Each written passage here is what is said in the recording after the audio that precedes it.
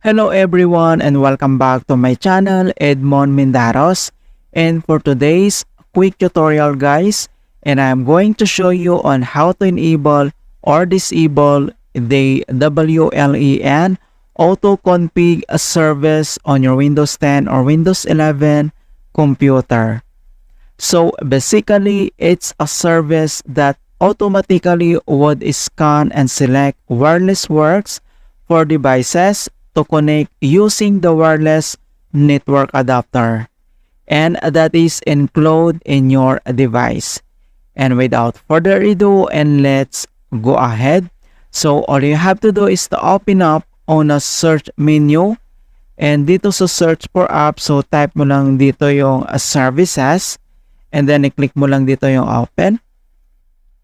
And dito lang sa services and services local, so dito sa right side ay kailangan lang natin i-locate or to find the Windows WLAN AutoConfig, and then scroll down, and then we need to find the WLAN AutoConfig. So ito siya, and then ang next step, so select and double click, and then pop up yung kanyang WLAN AutoConfig properties. So dito lang sa general and dito lang sa startup type. So ang next step ay kailangan mo lang i-click dito yung disabled or manual. Alright, so click mo lang dito.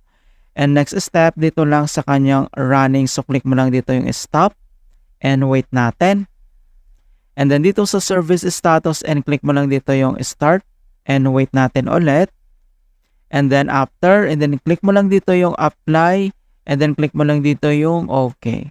Alright, so after dito sa services, and then close lang natin. At dito lang sa start menu, and then kailangan mo lang mag-restart. Okay? So i-click mo lang to restart.